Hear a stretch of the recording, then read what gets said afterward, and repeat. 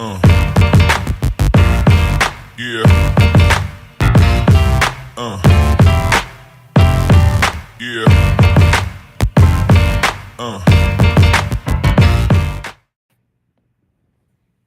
Hello, everyone, and welcome to another episode of the Monday Night Football pregame show, the 2-point conversion. I've got the wrong logo up. Press coverage. What is this? We are the 2-point conversion because there's two of us. I'm joined by my co-host, Gladys. I'm Kyle. Gladys is at Gladys L. Tyler. I'm at Center Says. You can follow us on Twitter. And we'll leave it at that. Gladys, how are you doing? Pretty good. I have a headache. I've been looking at too much Instagram. I go in that rabbit hole and I can't get out. You've got a headache. You've got the wrong co-host. I do like to rant a lot. So. You do like what? Well, just to talk a lot in general, but to rant a lot. Well, I mean, that's not going to be... Hello, James. I won't speak for Gladys, but that is a correct assumption, Jamie, about me. Yes. What's up, everyone? Charlene. Hello. Hello, Charlene. We are still alive in the guillotine. Ooh, nice. Great job, both of you. Were either of you close to being eliminated, or are you more in the comfortable? Yeah. I've been close to being eliminated many a time. In 4 weeks, probably 3 of the 4 weeks I've been close to being eliminated. This is the only week I haven't been close. All right, that's good. Well, you're getting better then. Okay, your team's improving. Or everybody else is getting worse. Whatever. However you want to look at that. Sure, yeah. Hey, as long as you're getting better relative to everyone else, that's all. Last year I got eliminated in both the guillotine and the zombie at the same week. It was very disheartening. And this zombie, you don't technically get eliminated, but you lose all your players, which almost might be worse. Same thing, yeah, same thing. You have to play without these players now, so it's almost like, at least with the guillotine league, it's okay. You're done. It's over. Like there's no more pain and suffering. With the zombie league, yeah, you've got to endure. Yeah, it was players trying to steal something from someone. Charlene lost for She Rice yesterday. God, injuries are just ridiculous this year. Yeah, that one's. That's probably the biggest injury so far in terms of impact. Top player in terms of producer. In fact, and it was from Friendly Fire. From Friendly Fire, he lost. I mean, that's not necessarily unusual. We see stuff like that happen in football all the time. With the quarterback? Especially when the quarterback doesn't always throw interceptions. That's, I guess, this is a really costly one. I mean, Jordan Love threw a really bad interception that got Christian Watson hurt. So, quarterbacks.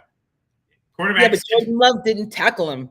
It wasn't Jordan Love's head that hit his knee. He threw into triple coverage with Watson that was a very stupid decision by Jordan Love. There's no reason he should have done that. And then not only does the ball get picked off, but you literally add injury to insult, and Christian Watson gets hurt on the play. But Jordan Love just got back from injury. Like, this was his first game back. I'm willing to cut him a little slack because he did make a ferocious comeback in that second half. What did he 54 passes or something really crazy? He seemed to trust the knee. Yeah, I think he had a career high in passing yards. Like, he seemed to trust his knee a little more in the second half. Yeah. You could tell in the first half there was a lot of throwing things away quickly, and I mean, which you can't blame him for that. You want to ideally you want a quick throw offense, but also it seemed like not all the passes were accurate. It does, man, especially when Watson got hurt. But through that first half, I was thinking it was a mistake to bring Love back. They should have, if it was this hesitant to rely on that knee, they should have given him another week to get that strength a little stronger. Then what happened in the second half, he seemed to trust it more. So then it basically but now going into week 5, that he has that game. I know. Hey, do you think you're good? Yeah, I'm great. I'm okay. I can do this. Like, and what are you going to do? You're going to pull him, like, after you have a game plan, you're going to pull him in the first half when you notice that he probably really can't do this because he's really still a little trepidatious about his knee. You can't do that. I mean, LaFleur's like coached his ass off. There's so many coaches that have done so well. That have coached. LaFleur's done great. And they lost to a team. I don't know that I would say Kevin O'Connell outcoached LaFleur, but at least they were on equal footing because the game plan was really good surrounding Sam Darnold. Kevin O'Connell, I think, maybe the early favorite for Coach of the Year, don't you think? They started 4-0. Yeah. I mean, he would have to be. But, I mean, that defense is just incredibly good, too. Like, there have been a lot. Him, Brian Flores, Vance Vance Joseph is the only reason Denver's winning when they do win, and keeping it close when they do keep it close. But yeah, look, I mean, Sam Darnold and you're 4-0. No one saw that coming. No one at all. Apparently, a bunch of you are in this. It's called the Goat Guillotine League, because apparently Jamie's in that too. Good job. Yeah. Is he? Get eliminated. Exactly, right? That it's one less league to worry about, right? It's and you know what, Charlene? I ranked Jordan Love at QB 23. So in fact, I co-host with Jamie the Sunday morning stream, and I definitely told someone they should go Josh Jacobs, Andy Dalton, and bench Jordan Love, Chuba Hubbard. It said that the opposite. I think Dalton was okay, but Dalton was okay. Love, that would have been the better combo. So I messed up on a few calls on the Sunday morning. This week I think, like the last 2 weeks, and I know that most people say, yeah, wait till week 4 and then you can start to see trends and you can start to like count on your stats and stuff like that. But the last 2 weeks have been like Freaky Friday weeks on a Sunday and a Monday. I mean, yeah, the weather was really bad in New York, but the Denver pulling off that 10-9 win, ridiculous. However, as soon as I was at work, but someone came in and told me that Anthony Richardson went down, and I was like, fuck. That means Joe Flacco's in. We're going to lose. Jonathan Taylor's hurt too, I think. He got an ankle sprain, so I think Jonathan Taylor got hurt as well. Yeah, I think he got hurt a little later though.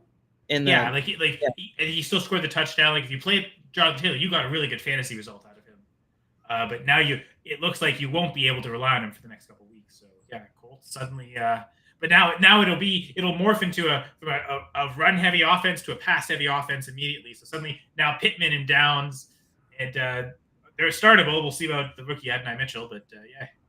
Well, if Jonathan Taylor's out and Anthony Richardson comes back in and can play, that's better for Anthony Richardson. Anthony Richardson's best games in the limited time that he played last year were without Jonathan Taylor on the field. Like he was more likely to run without Jonathan Taylor on the field. So to be fair, Zach Moss was still producing really well. So you still had that running back getting touchdowns. So I don't know. Stats were enormously better without Jonathan Taylor on the field than they are this year with Jonathan Taylor on the field. Because that is such a small sample size. Has that been because Richardson's been awful this year? Like his best games all came last year, and for instance, those were the games where Taylor was hurt, right? So like I don't know if that's what I said. Well, I know, but I don't think that's the cause of it. Like I think that's just a coincidence. Like I think Richardson's better off. Like if Richardson were to come back and the backfield is Trey Sermon, like that's not a rushing threat at all. Defenses can key on him a little more. That's less likely for those guys to produce. But we also did see a couple weeks, I think it was 2 weeks ago, Trey Sermon vulture a goal line touchdown from Taylor. So he can still be susceptible to having that when he's on the field. So I tend to think you want your best players there. It's better for your quarterback. But I mean, I don't know. I don't even know which injury is more serious. Like if it's a pretty severe hip injury, he could be out longer than Taylor. So it could end up being a moot point as well. Yeah. Like he wasn't sure when they asked him, you know. Is he droppable, to be honest, in one QB leagues? No. You still just hang on. Do you almost hope he gets put on IR so you don't have to waste a roster spot? Is Patrick Mahomes droppable in one QB leagues? He might be, to be honest. Yeah. I mean, if you're going to drop Mahomes. In that you're just streaming every week. And if you need to drop that quarterback to stream a better option, like if that's how you're going to play it, I don't think Mahomes is going to get better suddenly that Rice is out. I mean, no, they trade for Devontae Adams or something. That's different, but I don't think the Raiders are trading division. So that you have buys coming up now. So Goff is going to be out next week. Hurt's going to be out next week. Levis, no one cares, is going to be out next week. Herbert, no one cares. He might not even start the week after that. We don't even know if he's playing the whole game tonight. That I will definitely put in. I went like a lot of backups. Mason Rudolph, Jameis Winston. I'm counting on these guys failing. Yeah, so there'll be lots of options that you can stream. So I guess there's no shortage, or I guess. Yeah. So unless if you're dropping on these guys for Jaden Daniels, that makes sense. But I assume Jaden Daniels is not available, so. You probably those might, like Mahomes and Richardson, might end up being your best options anyway. You just gotta maybe roster quarterbacks. No one's really underestimated Jaden Daniels this week. I played him, but I was not hopeful because I thought that I don't know what I thought, but I played him. But wow, he's just he's just. I mean, Cliff Kingsbury always has been a better OC than a head coach, I think. But Jaden Daniels is just good. He's just good. Like, I mean, Cliff Kingsbury's never actually been an OC in the NFL before. I know he was in college and stuff like that, so I don't even really count that stuff because I don't care about college. So as far as I'm concerned, we've never seen him be an OC before. I count his OC his first year when he was head coach with Kyler Murray. He called all the plays. I count him as an OC. Sure, yeah, in that sense, but that part of his coaching was never in question. It was how he managed the rest of the team. And, like how the offense was called itself. And to be fair, he's changed a little bit of his offense too. It's not quite the same as it was when he first got there with Kyler. It seems like it works, but I think he's changed it from the first game of this year. I mean, I think he's evolving slowly with Daniels. Yeah, that's true. Which is good. Like that's he's learned that he can't be so stringent, right? Like it can't be just this is the system. Work with it. Like what are the quarterback strengths? And Sean Payton is Jaden Daniels as good as Stroud was last year? I'm not even talking fantasy, but like from a real NFL perspective, like Stroud went and won a playoff game last year. Do we think Daniels could do that this year too? I would say that Stroud had a better supporting cast around him than Daniels does, both on the offense and the defensive side. So yeah, I'll buy that. I would say because of the rushing upside, he is just as good, but the team for real life isn't as good because they weren't as the supporting cast is, I mean, Scary Terry is probably slightly comparable to Nico Collins, but I mean, the defense. Nico's been playing though. He's been that gap's widening for sure. Nico's been the guy, and I have no Nico Collins in any league I'm in. Why didn't I see that? It's funny. I only have him in one league, and it's also the same league, which is the only league where I have Jaden Daniels. So. Got to go buy more of both, I think, right now, even if it's by high. Mr. Scamper's stopping by. Good afternoon. So Scamper's clearly a West Coast cat or a Mountain Time cat. I don't know. You hang out in the mountains, Mr. Scampers? I think he's Pacific.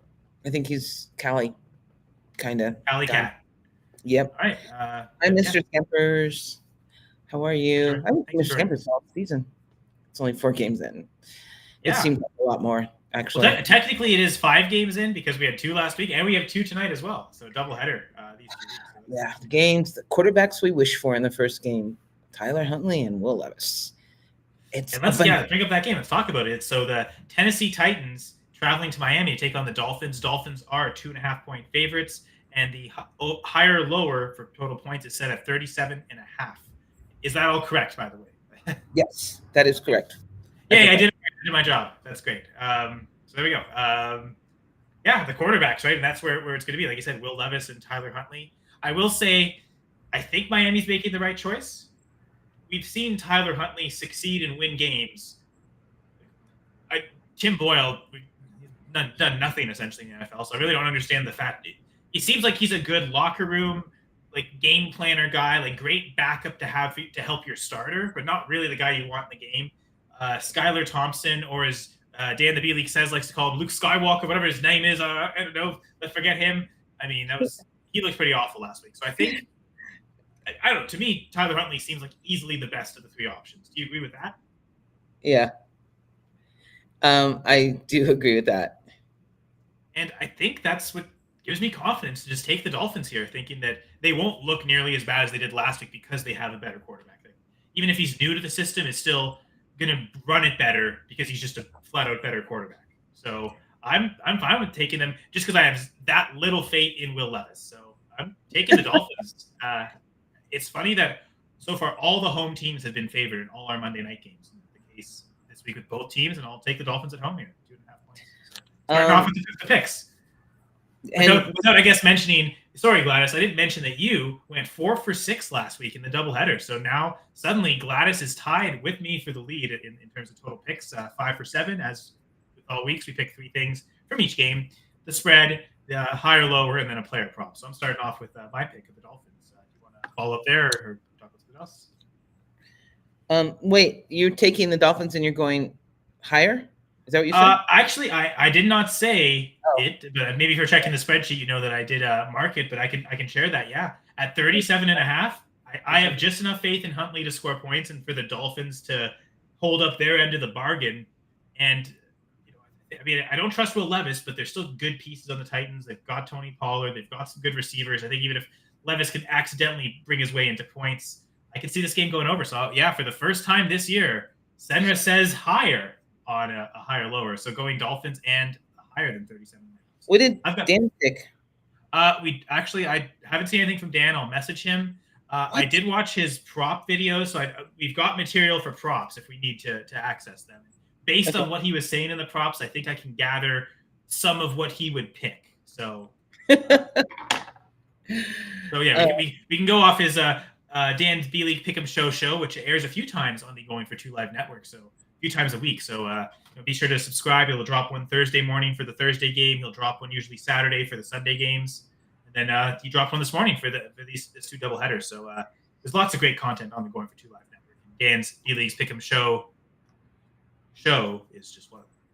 But yeah, what are you going with in this matchup? I'm sorry. Distracted.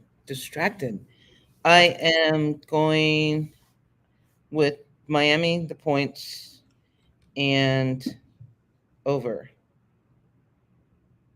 So you're going okay. You are taking Miami favored, and then so we're matched there. We go both go higher, both go Dolphins. Higher, it's funny. You and I have picked the exact same picks against the spread so far this year. So I'm not copying you, I swear, but you've been pretty good at it. So I don't think it's a bad thing that you and I are aligned. That certainly worked last week as both of us got both of them right.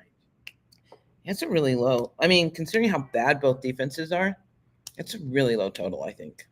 I think the Titans defense is actually good. What's up? I think the Titans defense is good, though. Like they've got a good run game. Malik had 120.4 passer rating against them last week. I don't think that's the Packers, baby. Like they're just that good. I don't know. True that. Well, I mean, that wasn't the case when they were down 28-0 almost at halftime. So that's I don't tell the Packers that, but you're right. Like the Dolphins defense isn't that great, so I think again Titans could do enough. I have enough faith in Huntley. So I think both secondaries are like bottom 8. I don't think you can against them, but I think you can pass against them. I think they're pass funnel defense again. So before we get here from Dan on that, maybe we'll wait around because he did mention a couple of props as well for this game. Okay. So we'll for the rest of Dan's answers, we'll wait for that. I think again based on what he was talking about in the video, I think I know how he would lean, especially for the other game. So we can go to the props for this first game. Okay. I'm still not sold. I've got a couple options.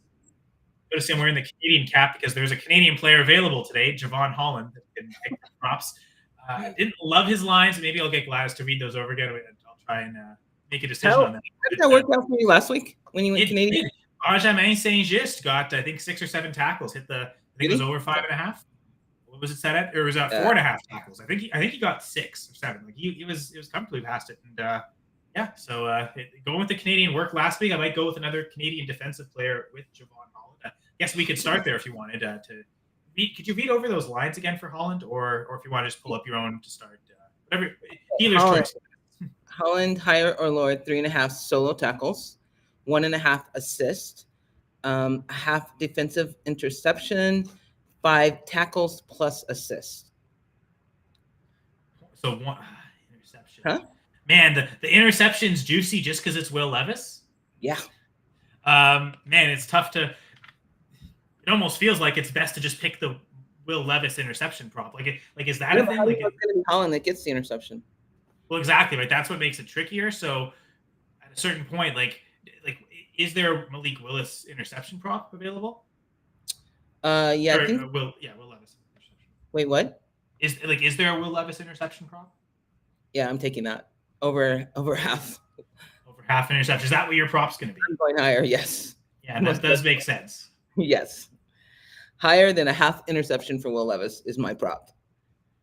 Because I can count on that, I think. Or I have been able to count on that. Yeah, you haven't gone for interception so far this year, but I remember that was a thing last year. Like I put up last year's props, and I think that was something that you utilized, and it came true if you can pick on the quarterback that you think is going to throw those picks. Yeah, it's Levis's his props. I can't believe it's only a half interception, but it's, to be fair, to go higher, it's like 0.89 times. So it's not, they're not even giving you one. They're not even giving you one credit for it. So it's like they know it's going to happen. 3.5 rushing attempts too, which quarterback rushing, and Kenneth Walker is officially active, and I know for the he's out. No, he's officially active. Fuck me. I played Charbonnet and I don't have any a replacement. Oh yeah, no, that's maybe he's on a. I hope he's on a pitch count. You see, I think they cleared him Friday. I think they're pretty comfortable just playing him, and it's going to be mostly Ken Walker. On a pitch count. All right, we'll find out. I'm definitely playing. Like I put Ken Walker in all the lineups. I almost did consider taking a prop of his tonight, but I think I'm going to go elsewhere. You're not going to go with the Canadian? Those are tough lines. He hasn't 5.5 solo tackle. Like I'd almost have to pick the under on that one because he's only hit 4 total tackles in each, in all 3 games. So he hasn't been as big of a tackler. Now, are the Titans the team that does it? Maybe not. Though maybe the time of possession isn't great. Again, the interception's good, but then you might as well just pick Will Levis on the interception, rather than a DB. So that it's super tough to go with Holland this week. And I don't necessarily just want to copy you with the Will Levis interception. I do think it's very smart. So you are not taking your fellow Canadian because it's hard. That's so sad. So sad. See, now it's a challenge, but now it feels like you know that it's not smart to take him, and you're trying to bait me into taking him so you can pass me. So that's very smart, Gladys. Appealing to my competitiveness. I don't know. Okay. I think if I was going to take any Holland line, the 1.5 assisted tackles seems like that would actually be the best one to go with. So I'll give you an answer by the end of the episode. Okay. There's the trusty running back receiving props. I don't know if maybe that's how I transition to the next game because I think all 4 running backs tonight there are receiving props that make sense. Tajay Spears 12.5 receiving yards. That one I think is really appealing. I was strongly considering that. He had 44 last week against the Packers. If that's what his role is going to be, I think he could easily get 12.5. Achane, both of his receiving props. I think it was 3.5 catches and I think it was 24.5 receiving yards. I think is what I saw. Those both seem likely for Achane. Now, is Huntley the type of quarterback that dumps off and doesn't go there? I think that maybe if I was to go with either of those running backs, I'd probably lean Spears. Looking at Ken Walker and Montgomery, talking about Ken Walker being active, 11.5 receiving yards. I thought that was interesting because they don't throw to him too often, but they will throw to him. But then David Montgomery, he's maybe the best of all, 7.5 receiving yards. It's not like they don't throw to him. Gibbs is the more preferred receiving back, but Montgomery will still be out there to catch passes. So I think all of those running back receiving lines are interesting. I'm probably going to at least take one of them.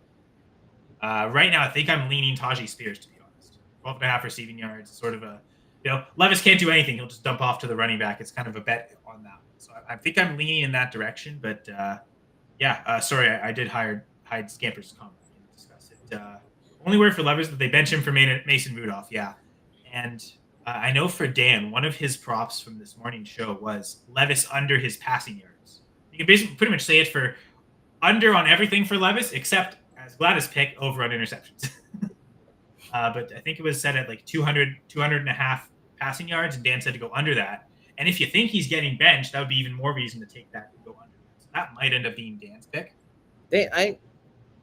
He doesn't really like him, so I could see him benching him halftime if he throws a crazy interception. Callahan, yeah. So but I only need one interception, so I'm good. And that would be the reason he benched him. Okay. All right. So Charlene talking Jameson Williams or Calvin Ridley in PPR. Does Levis getting benched and Rudolph going in help Ridley actually? Because then Rudolph plays. Yeah, but hold Charlene, hold that thought. I'm tempted to say Jameson Williams, but I want to see what his snap share has been in his target. I ranked Williams pretty high this week. I think I had him at wide receiver 50. So Charlene, I say go all in on Williams. He's got the upside, It's the better offense. It's the better game environment. I can pull up the over-under here for this Seahawks-Lions game is 46.5. We're talking almost 10 points more than the other game. So I think with more scoring, maybe quicker pace of game, maybe more plays overall, I think Williams is the guy you want to go with in this game. Showing Jameson Williams is averaging at 22.3 target share, 27.7 per game, 7.7 targets per game. Levis is more likely than not to go with Hopkins than Ridley so far this season. I don't know why. First 2 weeks, no, but Hopkins still hobbled from that knee injury. It seems like he's better, and the second he was better, Levis went to him almost too much.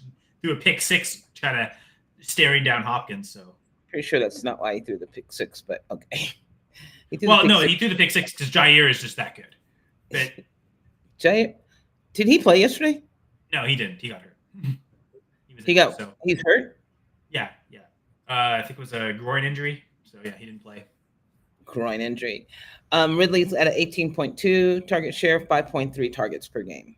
And then, as Kyle said, that's a lower scoring game. I would definitely go Jameson Williams in this environment. 22% target share. Well done, Jameson. He wasn't even hitting 10% target share through first 2 years. So if he's got that, I mean, last week he got I think one catch. Those type of stinker games can certainly be there, but we also saw Ridley, I think, last week I think both of them had one catch last week. So they're both prone to the super low floor games. But right now it seems like Williams' ceiling is much higher than what Ridley can do. So from you could say Williams is risk reward, but I think there's risk to both. And in that case, you may as well go with the better reward. And I think it's Williams. Sneak Sirani going to get fired soon. I mean, for all the teams where I have Jalen Hurts, I guess I hope so. I hope that magically solves the problem, and he suddenly is a top 3 QB. Yeah, but who would get fired first, Sirani or Peterson? I mean, just because the Jags are 0-4, you'd have to think Peterson. Okay. I mean, he's Sirianni's actually got that team to a Super Bowl. Doug Peterson has a Super Bowl, but not with the Jaguars. So, what has he done for that franchise? They've got one playoff win, right? So, I think based on just this season's results and also previous season's results, I'd have to say Peterson has to be the first one to get fired. It should be Matt Eberflus, as we talked about last week, but the Bears also never fire a head coach midseason. Never done it. He won't. They're just going to waste Caleb Williams' rookie season with Eberflus, which is, of course, always the smartest decision to do right from the get-go. And it's not like I knew that was a complete mistake. Eberflus should have been fired 2 years ago. So we got through the first game in a half hour. I guess here I'll message Dan for his picks, but we could start talking about the second game if you want, Gladys. Unless there's any other topics you want to address. Sure. Yeah. So as mentioned, the higher under 46.5, higher game environment, shootout like environment with the Seattle Seahawks traveling to the Detroit Lion Den with the home team favored by 4.5. That was maybe not the cleanest way to say that. Very bloody. The Lion's Den. Eating a bunch of chickens. Sea chickens, of course. Anyway. Here we go. Lions, Seahawks. This one, I think, is a little tougher for me to pick. Again, part of it was my conviction on Tyler Huntley gave me more confidence picking the Dolphins. Right. I know last week what worked was picking the team, the Bills spread, not the Bills spread. The Bills spread was lower than the Bengals spread. I think the Bills last week were favored by 4.5, whereas the Bengals were 7.5. So it was super easy for me to take the Bills, and then just, of course, I want to bet on Jaden Daniels and took the Commanders. So if there's two games at the same time, take the lower spread for the favorite, and for the higher spread, take the underdog. So I could follow suit, and that was my instinct, was to go with the Seahawks as 4-point underdogs. It's 4.5. Right? Mm-hmm. I have it right? Okay, so 4.5-point underdogs. I kind of like taking the Seahawks there, thinking that they'll be able to keep it close enough. And also, I hate the Lions. I want to pick against them. So that is the way I've not just leaning. I'm just going to pick the Seahawks and confirm it. It's always good to go with your emotions over stats. Well, I liked the process last week of going for the lower spread favored team and the higher spread underdog team. So I'm doing the same thing. Okay, so what's your pick in this game? Seahawks, just because it's the higher spread game, So then if it's the higher spread game, then you're more likely to want to pick the underdog. Or at least I'm more likely. You're going Seahawks under or lower? Yeah, I'm going to go lower on the 46.5. That's it's funny because lower really hasn't worked that well this year. Maybe I need one more week of seeing it not work before I truly believe it. But 46.5. I'll go higher on the 37.5 one. That's so low that I'll take it. But that's really low. My threshold of what it has to be so low for me to pick the higher, and 46.5 definitely isn't the case. To be fair, Gladys, last week with the 46.5, you picked the higher on the Bills-Jags game, and you got that right. That's part of the reason that you're tied for the lead right now. I'm not going higher on this game. Okay, so we're both going lower. Yeah, I'm going Lions, but I'm going lower. All right, so we finally have a spread difference here. Because, again, you and I have picked identical. We picked the Jets, the Eagles, the Bills, and Commanders, both of us. And, again, both picked the Dolphins. So now we got something to differentiate us here, Gladys. Well, it'll probably – oh, wait, let me check on my prop. I don't think that's what I want. Maybe. I have enough faith in the Seahawks again to keep this close, so that's why I was picking that there. Ooh, I will say, again, listening to Dan's show this morning, his whole take was he thinks the Seahawks are going to at least have an early lead and force the Lions into a shootout.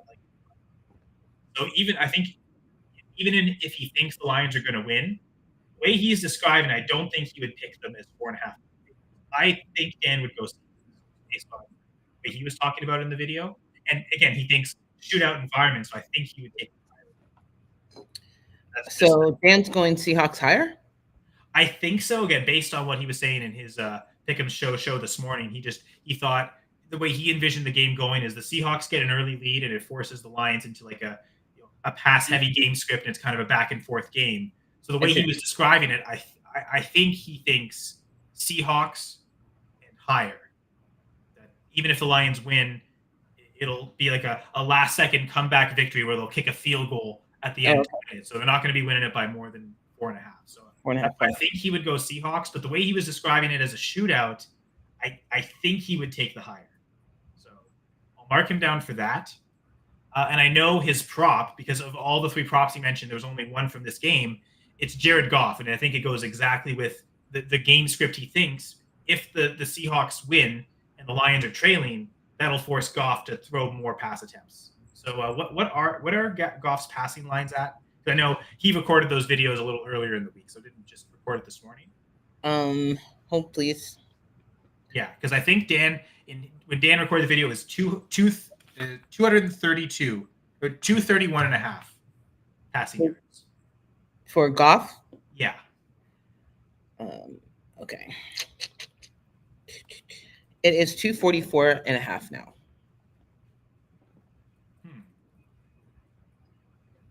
And I think that's too high for Dan to go with.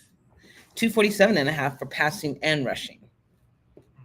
Actually, yeah, and that's interesting. So does he have a straight rushing line? Because when I was looking on the Fantasy Pros I don't have access to Underdog, but Fantasy Pros will give you some lines from different sites. And one of the ones that they showed on Underdog was, okay, if it's there, I think I'm taking this one. It's a half a yard. Yes, Jared Goff, half a rushing yard. I'm taking that. 1.5 rushing attempts. Oh, 1.5. No, half a rush yard. I'm going. Yep. As soon as I saw that, I'm like, yes, that is my line. Okay.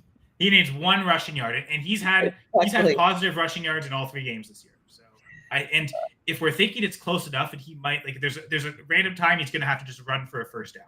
And because I'm picking the Seahawks, I don't think he'll just kneel down at the end to just screw me on the lines, right? Like it kind of like if I was picking the Lions, I might have hesitation because, he gets 2 rushing yards and then 3 kneel downs, and suddenly he's a negative and you don't get it.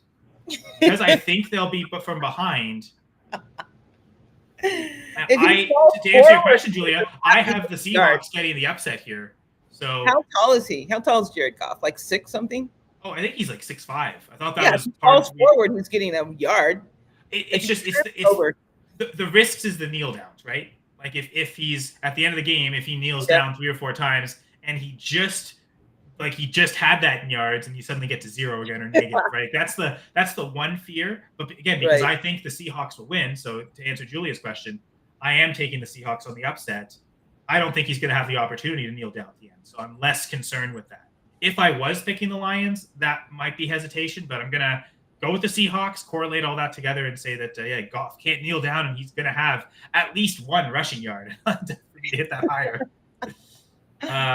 Which I guess means I'm not going with the Montgomery receiving yard line for the running back receiving yard. So I'm gonna just to go back to the other game, probably take Tajee Spears on that. Just to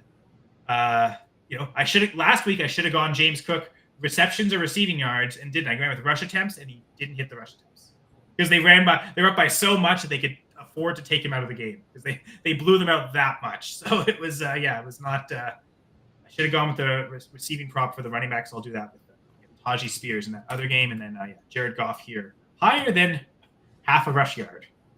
What about you, Gladys? What are you going for your prop in this Lions Seahawks game? 23. Ooh, nice. And that again makes sense with your pick of the Lions winning, thinking, okay, the Seahawks are going to be the team that's in catch-up mode, having to pass. What was it? It was 23 and a half completions? Yep. 23. 23. Oh, 23 exactly. 23.0. 23 and a half? Yeah. Nope. 23 exactly. All right. I will awesome. double. Okay.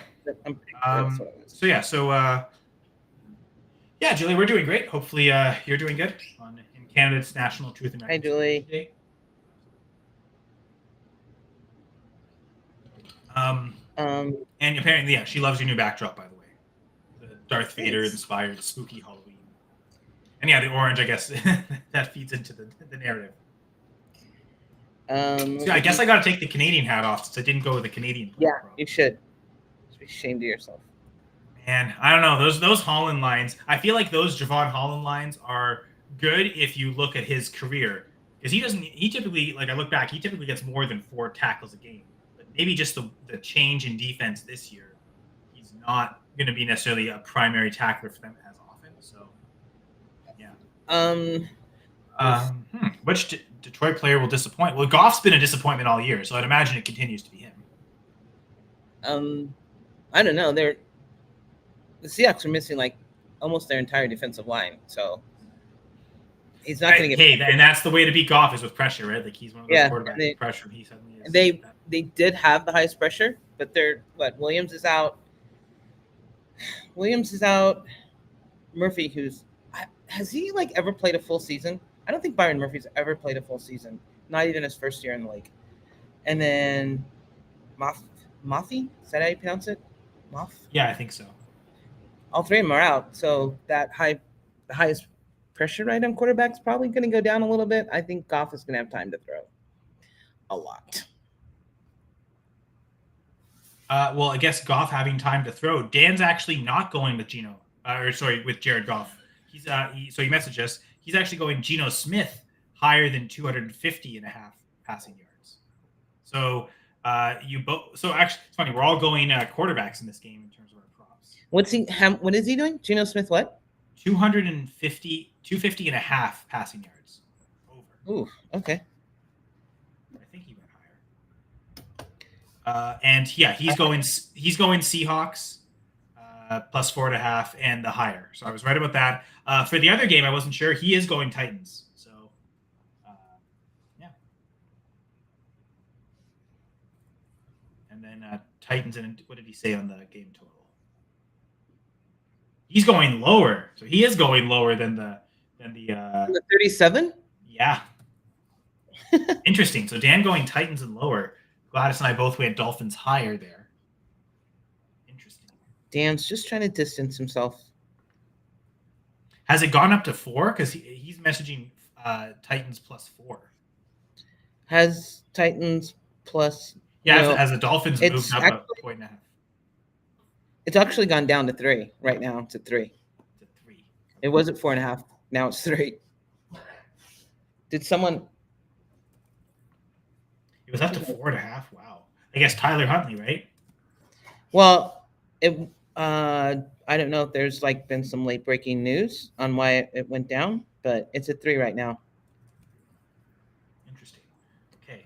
And his prop for that game. So the third thing. So he talked about the quarterbacks in each game wanting to bet higher on Goff, lower on Will Levis. Part of the reason he wanted to bet lower on Will Levis was thinking that the Titans could exploit the Dolphins on the ground. So his prop is actually Tony Pollard higher than 50 rushing. And I mean, he did try that last week with Brian Robinson. He just missed on it. In spite of, like, Robinson had a good fantasy game because he got the touchdowns, but he didn't hit the 55.5 Um, I don't know. I don't know. I think that. I mean, I could see that game going lower, but their defenses are just so bad that I don't see why even Levis. I don't see why they couldn't score. Why either team can't put up points on each other's defense. So, I'm going to stick with what I have. Yeah, I will too. Wow. Yeah, the 3 points isn't enough. I'll pick Javon Holland in that sense. I'll pick his team. So are we going with 3 points or are we going with 4.5? What are we doing? Well, I moved it up to 3 because I saw it at 2.5. So I feel like 3 is at least like the happy medium. Okay. Well, did Dan say 4.5? Because he said 4. So I figure this way, like, between 2.5 and 3. I mean, going 3.25. Like, I figure this is the at least closest. Yeah, that's fine. So, yeah. Yeah, it was at 2.5. Now it's at 3.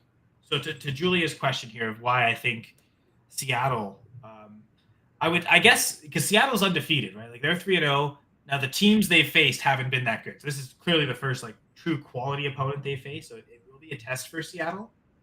But I don't know. I feel like Gino has been good. He hasn't been outstanding yet. But I think this is the game where they really do put it all together and stay undefeated and like really earn it. And it's not just we had the games where it was against the inferior opponents. Like this is the game where they really silence any critics and doubters on the Seahawks and just take the win. I think from a narrative perspective, it's that. I'm just a petty Packers fan that hates the Lions, so I'm also maybe picking off that. But like I mentioned earlier, Julia, and this might not be the best way to go about it, but last week it worked. Was because we're doing these double headers and we have access to 2 games. I like taking the favored team on the lower spread and the underdog on the higher spread. In this case, a 3-point spread for the Dolphins favored. I'll take the Dolphins there, but because the Lions are favored by higher at 4.5, it's more to cover, so I'm more likely to take the underdog. So in this case, the under Hawks with the Seahawks as a 4.5-point underdogs. So it's more to that to pick the spread. But I also do think that because as stout as the Lions have been, they haven't been quite as invincible as they were last year. Like there's been mistakes. Like again, Goff isn't playing nearly as good as he was last year. Even it's been the home dome environments that he usually has the shootouts in. He hasn't quite been as outstanding. So it still feels like the Lions are trying to recapture what they had last year. I don't think they're quite there yet. I don't know if that made any sense, but there's my ramblings, my anti-Lions ramblings. Any you want to get off your chest, Gladys? Any topics you want to discuss before we get out of here? No, I think that everyone should just calm down about Justin Fields being benched after 1 loss. It's just ridiculous. It's a ridiculous comment. And I mean, Wilson hasn't even been active yet. Is he even healthy enough to play at this point? Who cares? No. Supposedly he is going to start practicing this week. Conveniently after the first loss, right? Right.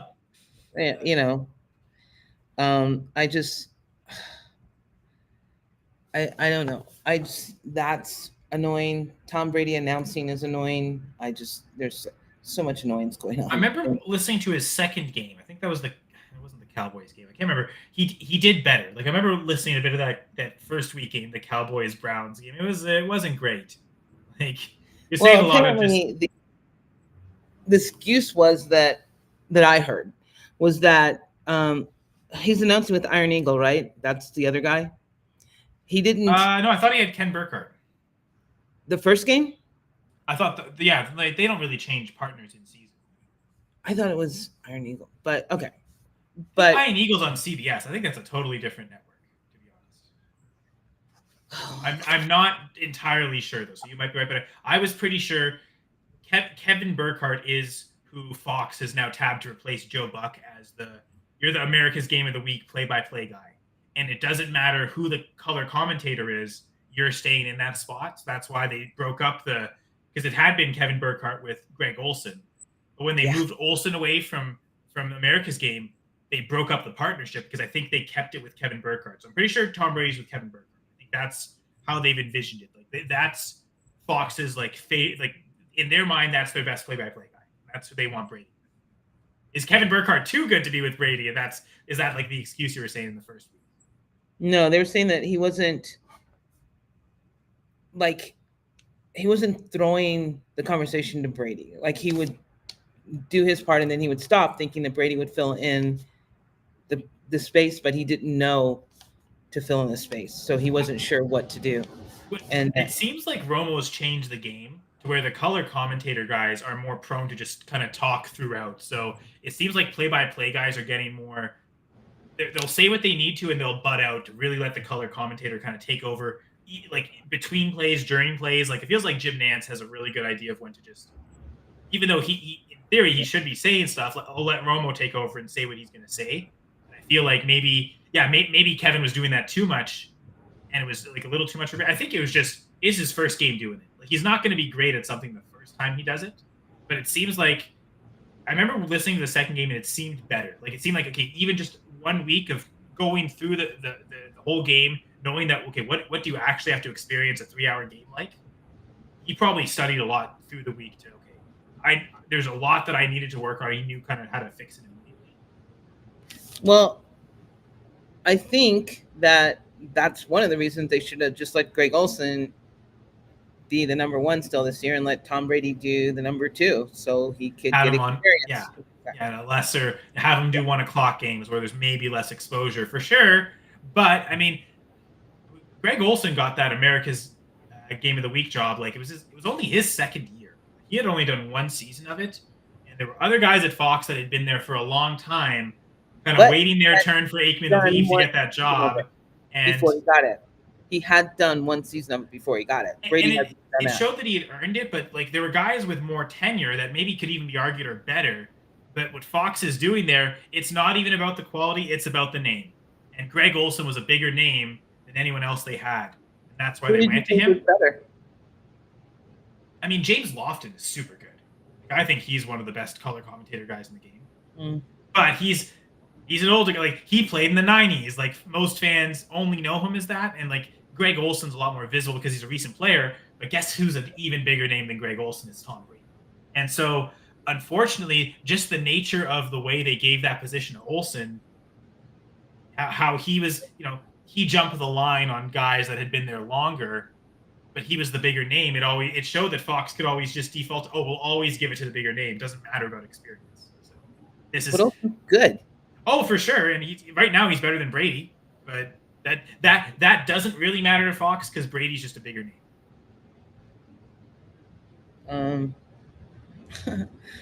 Yeah. 4-0 after tonight. Then I am the Seahawks. Yeah, I'm totally for anti-49ers talk. Like the 49ers missing the playoffs, the Packers don't have to worry about them. I'm all for it. Go take the West Seahawks. And I mean, the better team doesn't always win every game either. I think you could objectively say that maybe the Lions are the better team. Clearly, the odds makers think that. That's why they're favored by as much as they are. But yeah. It's a Bill Belichick quote. Oh, well, I guess thank you. I mean, Belichick, I suppose that's a good thing. I'm doing something right. For Mr. Scampers, his fantasy comment is Ayuk's performance so far is annoying. He's now going to be ranked as the 3rd wide receiver in San Francisco going forward, I think. Okay. I mean, I think that because he set out and wanted more money to be like thought of as number 1 receiver, people are expecting when he gets on the field, he's going to be the number 1 receiver, but he had less playing time than the people we were complaining about had a preseason. You know what I mean? So yeah, it's going to be annoying for a few games because he didn't have a preseason. He didn't play. Yeah, barely. I mean, really, not even a training camp, to be honest. Exactly. So Raheem Mostert is out tonight. I know there was talk of him maybe returning, but just as we get to the inactives, we should have okay. got that earlier. But yeah, no Raheem Mostert. Um. And like you said, no Leonard Williams, no Nwosu. Yeah, it's like two of their best. Yeah, no Byron Murphy. Yeah, you're right. That's like three. Boy, Mafi. Like that's four of their starters in the front seven. So yeah. Yeah, I just Jerome Baker. That's five of their starters in the front seven. Huh. Yeah, maybe I'm an idiot. Now the Lions don't have their starting center either, and Canadian Giovanni Manu is also um. Yeah. Yeah. I think Brian Branch is going to hurt. That's why I think the completions will be good on Geno Smith's side. But credit to Dan going with that receiving prop of Geno over. Yeah. But the Titans,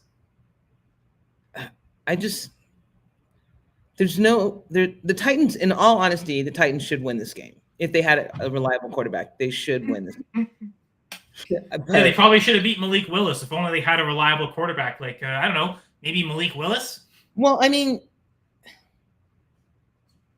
I'm only half kidding. Whoever the Packers had would have beat Malik Willis. It's really weird the timing that they got rid of Willis, though. Like, I don't know. They believed in Levis. This was going to be Levis's year, right? And I don't think anyone. I mean, really, what sealed Willis's fate in terms of not being on the team seemed like that was more Mason Rudolph. Like if they didn't go out and sign Mason Rudolph and they committed to Malik Willis as the main backup, they never would have traded him. Oh, Mason Rudolph. Yeah. So Jeff Wilson questionable with pregame warm-up, but he's not on the inactive. So Jeff Wilson is playing. I think the question is how much is he going to play tonight? With an injury pregame warm-ups. So. Oh, okay. He just got injured. So yeah. Okay. Wow. That's so Jalen Wright. Fire up Jalen Wright if you. I have Jalen Wright. And you know what? The HN receiving props actually kind of seem like good now because he's just going to probably be out there so much. Do you have a hockey beard? What is that? What does that mean? So they call they're ready for the NHL playoffs. So that's the thing that they do. Hockey teams, like a lot of the guys during the playoffs, they'll just never shave, so they get a beard throughout the playoffs. Basically, the Hamilton Tiger Cats are in like playoff mode right now in the CFL.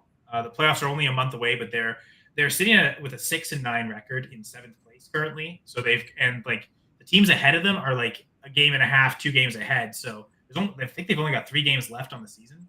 So like they essentially have to win all 3, and they even then still have to hope that someone falls back. So it's desperate times. They've won 4 in a row. They were sitting at 2-9. So if you I figured by this point they would have already been eliminated, and I'd have to trim this down. But Ticats are still alive. I'm not trimming it. So, are there any Canadian teams in the baseball playoffs? No, the Blue Jays are the only team. Okay. They didn't make it. So we got 5 minutes left before kickoff. So actually, before we get to that question, Julia, just to go over the games again. Okay. Titans at Dolphins with Miami favored by 2. It's supposed to be 3. 3 at a 37.5 over under. Gladys and I are both going Dolphins as 3-point favorites and higher than the 37.5. Dan is taking the opposite. Titans as 3-point underdogs and the lower on the 37.5. For our player props, Gladys betting against Will Levis going with higher than half an interception. So just 1 interception from Levis and she gets it. Dan's going with Tony Pollard, again, betting against Will Levis, thinking the production comes on the ground, higher than 53.5 rushing yards. And I don't know, this Jeff Wilson news, I think I'm going to pivot over to HN and go Devon HN higher than 24.5 receiving yards. He's hit that he even hit that last week. He had, I think, 28.5, or he had 28, I think, last week with Skylar Thompson. So I think no Jeff Wilson potentially, or super limited, means HN's going to be, I think, just out there so often that he's going to get enough to catch 4 passes, or to get catch enough to get 24.5 receiving yards. So yeah, I'm pivoted to go with HN there. just this Jeff Wilson news, right? For the second game, and yeah, I'm not going Javon Holland, the Canadian. I'm sorry to all Canadians, not picking the Canadian guy. But, I didn't like his lines. They didn't set him good. He hasn't. He's not, had an underwhelming season based on his standards. He is a good safety. Seahawks at Lions. Detroit favored by 4.5. Gladys is taking the Lions, whereas Dan and I are both going with the Seahawks as 4.5 point underdogs.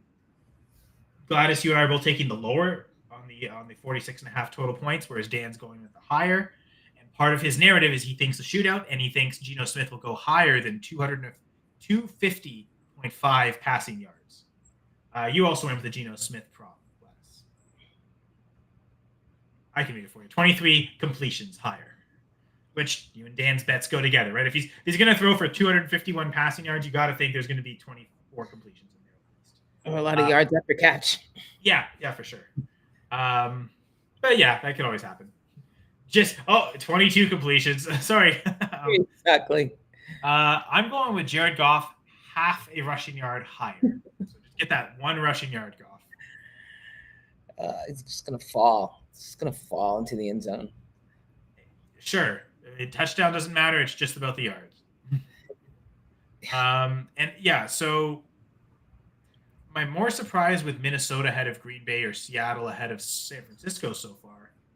Minnesota ahead of Green Bay. No way I would have predicted Sam Bradford, Minnesota, even with Jordan Love getting hurt. Sam Darnold.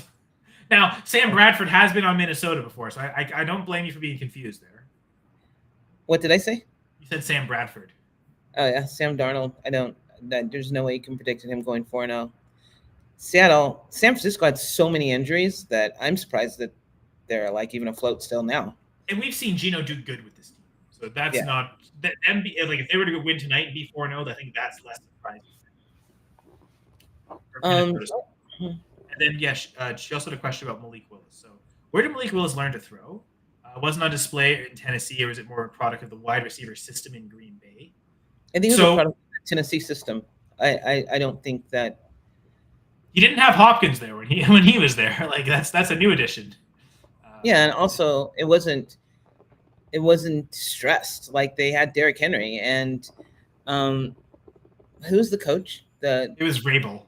Yeah, he's not a pass first coach, I was going to say, I think was that Arthur Smith as OC, but I think he had already moved on from then. So you already had someone lesser than Arthur Smith as the OC too. And Vrabel was counting on, I think they had Malik Willis for his rushing ability, that he more so than what they thought he could or couldn't do in his passing ability. To be fair, quarterback play is so much mental. And what we saw in those games in Tennessee was super inaccurate and taking sacks and making mistakes. He talks about because that year when he was a rookie, he had all training camp. I mean, Tannehill was getting the first team reps, but he still was there in training camp. He was all year to learn the system. And it was like mid-season that Tannehill got hurt. So he had all this time with the playbook. And he says he felt more ready in this stint with the Packers going to week 2 after not even playing in the preseason with them. Just straight 2 weeks of practice after the preseason is all he had. And he felt more ready, not because of everything around him, because of him. Like he was just mentally, I guess part of the thing at Liberty was he was asked to do everything. He had to be Superman and took the team on his back, and he had to be absolutely perfect and make every play. I think Tannehill did an Aaron Rodgers too, didn't he? Wasn't Tannehill one of the ones that said, "I'm not here to help you. You need to learn this on your own"? I mean, he didn't quite say it like that, but I remember seeing that press conference, and Tannehill comes off, I think, harsher than what the truth is, because the reality is like, the best thing any quarterback can do for any other quarterback is like be the example. Like show him this. Okay, this is, Willis, if you want to learn from me, come with me in like the morning meetings when I'm watching film. Do like the Cooper Kupp, Matthew Stafford thing, right? Like it's funny how that was reported. It made it seem like, oh, they were just in the lunchroom together and they just happened to sit next to each other. Very cliquey. But the reality is they would meet at like 6 a.m. in the film room, not planned, just because both of them have the routine of, 6 a.m. I'm going to go watch film. That's how I start my day. Is I eat breakfast watching film before practice, and put all this extra work in. And to me, that's where a quarterback could mentor someone more in the film room. But when it comes time on the field, truthfully, there's so much to focus on yourself that the best, because I think one of the things that Tannehill mentioned at that press conference, the best thing Malik can do is watch me. Like, look at what I'm doing during drills and like watch my preparation. That's how you're going to learn from me. I can't necessarily be focused on you because I've got to be so focused on that in present. Part of it is because as the quarterback, you're also having to organize a team during training camp. So like, I feel like it's a little harsh. And from all accounts, I don't think Rodgers ever refused to mentor Jordan Love. In fact, it sounds like Love has pretty good access to Rodgers. Like he's got his phone number. You can call him anytime. Seems like they've actually got a pretty good relationship. So I think these teams love to divide that. Well, I think that was always there. Like it seemed like Rodgers was very vocally against drafting Love, not because he didn't like Love. That was a message to the GM, and I think it stems from the Jordy Nelson stuff, and like it wasn't just about that. Like I feel people really just tried to drive a spike between Rodgers and the Packers, like so artificially. There was clearly tension there, but I think Love and Rodgers, from all accounts, they always got along. Like it never seemed like Rodgers was not there to support Love or answer questions if he had any. So I don't know. I think that stuff like that gets overstated. Truthfully, it just seems like Willis needed to be in a place where he could just make the plays and rely on your teammates. And it took him 2 years to just mature to believe that. That's honestly, it seems like the biggest difference and why so much of quarterback play is mental. Like I'm sure over the last 2 years, like Willis has been working on his passing and improving his accuracy, but I think it's all in the brain. He was just more mentally prepared to go in and play quarterback than he was 2 years ago. And as we showed, he had 2 weeks of practice with this new team and this new playbook that's actually pretty complex. So I think it's also a testament to Willis, like how mentally strong he is and how he's developed that. I think even more than his physical traits, his mental traits, he seems now ready to just like be a quarterback, where it seems like he wasn't quite ready for that at the time. Like I'm sure, like Tennessee's plan was never to have him start games as a rookie either. Like that was Tannehill's job, and he had to go in there because of injury. But guess what? They're like, we'll throw Josh Dobbs in instead. Because clearly, Willis, you're not quite ready. And it's actually a detriment to keep throwing you out there. So he got time to develop his game away from actually having to play games. And that seemed to really help him. So for the stint with the Packers, yes, it's a better team. It's a better infrastructure. So that also gives him confidence to just trust his teammates because his teammates are strong around him. The defense is strong around him. The receiving core is great. So, yeah, I think from all accounts, it's just the biggest change for Willis is mental. So, which makes sense because quarterback is so much of a mental game. And I think Malik Willis, if you had to ask him what's the biggest change, I think he would say it's exactly that, just his attitude of, I don't have to be the hero. I can trust my teammates. Just that simple concept. He didn't quite believe it before, but now he does, and it's changed everything. Is he Lamar Jackson 2.0? No one's Lamar, right? Like, I mean, if anyone, it's Jaden Daniels. I don't think Malik Willis is quite that fast. Does he feel more like Jalen Hurts than he does Lamar Jackson, where it's power running, it's smart, like I can run for the touchdowns, I've got the instincts, but I'm not necessarily gonna run for a 40-yard gain, right? Am I wrong with Malik Willis, Gladys? No, I think that's very accurate. I would think Jaden Daniels is more of what people consider to be a Lamar Jackson 2.0, but I think Jaden Daniels even has the ability to surpass Lamar Jackson. I think he's more accurate. He can be more accurate in the passing game than Lamar Jackson is and still have that rushing upside. Well, yeah, he as a rookie is more accurate than Lamar as a rookie. Like Lamar's accuracy has improved, and it's always been the outside the numbers stuff. Because even at Louisville, his over the middle accuracy was always really good, but it was passing outside the numbers that he really struggled with. He's gotten better, but yeah, Daniels already has that, so he's good to go. I mean, is he not like the third best quarterback in the NFL already? Yeah, it's Mahomes, it's Josh Allen, it's Jaden Daniels, baby. Like that's, and you know, he beats Josh Allen in the playoffs. Suddenly, he's the second best quarterback in the league. So it's definitely not. I guess that would be a Super Bowl. And for the first 4 games, it's not even Mahomes. Mahomes wouldn't even be in the top 5 right now. Jaden Daniels for MVP. He's got my vote right now. Rookie MVP. I don't care. He's going to win a Super Bowl this year. Washington Commanders Super Bowl. You watch out. Jaden Daniels. I'm totally infatuated. He's now my favorite football player ever. Sorry, some morning moments. But Julia is right. Offensive system plays a huge role in QB development. who better to show that than Sam Darnold with Kevin O'Connell? Justin Fields in Pittsburgh. Yes, actually, yes. That's a great example too. Yeah, they're a combined 7-1 right now. Yeah, it's ridiculous. Joe Burrow's 1-3, and the only reason he's got 1 is because they played the Panthers. Who, to be fair, I've looked better with Dalton. But yeah, I forget if we went over the Seahawks picks one more time. I think we did. Yeah, I think we did. But yeah, Seahawks Titans. I guess the Titans game has already started. So, there's no half a rush yard to bank on already. But yeah, we'll see how things go with my man. So I ultimately landed on Achane receiving yards with the Wilson injury, just because now I think Achane's going to play almost every third down. So. It's like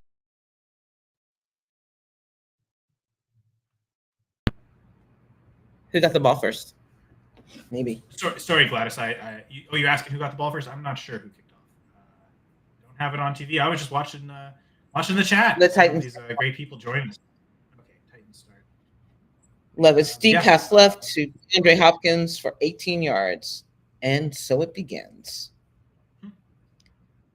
What? I last minute benched Hopkins for Tyler Lockett in the league, so we'll see if I regret that. Yeah, I played Tyler Lockett, but I don't have Hopkins, so I didn't bench him. What was Oh, okay. All right. It's been a pleasure. Yeah. Thank you, Mr. Scampers.